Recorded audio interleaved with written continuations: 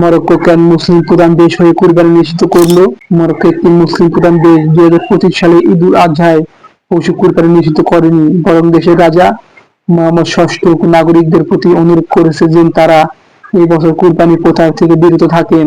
এই অনুরোধের পেছনে প্রধান কারণ ছিল দীর্ঘস্থায়ী খরা এবং অর্থনৈতিক সংকট, যা পশু সম্পদের ঘাটতি এবং মাংসের মূল্য বৃদ্ধির দিকে নিয়ে গেছে।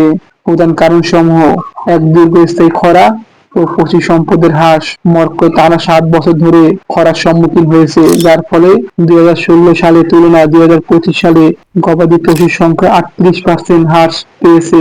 এছাড়া 2025 সালে বৃষ্টিপাত ছিল গত 30 বছরের গড়ের তুলনায় 53% কম, যা পশুর খাদ্য সংকট সৃষ্টি করেছে। 2, অর্থনৈতিক চাপ ও মূল্য বৃদ্ধি।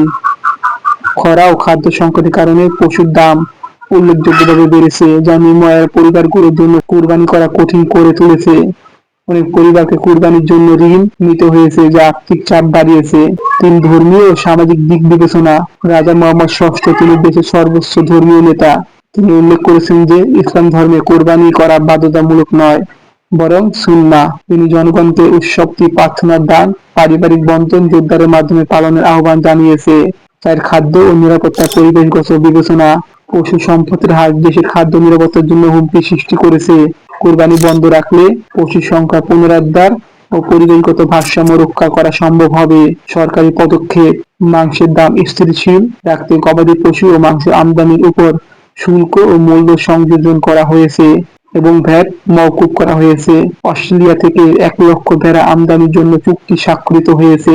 মরক্কো এই সিদ্ধান্ত ধর্মীয় অনুশীলনকে বাতিল করার উদ্দেশ্যে নয়, বরং দেশের বর্তমান পরিবেশগত ও আর্থিক পরিস্থিতি বিবেচনা করে একটি মানবিক ও বাস্তবসম্মত পদক্ষেপ। এটি ধর্মীয় মূল্যবোধ ও সামাজিক দায়িত্বের মধ্যে একটি ভারসাম্য স্থাপন করে।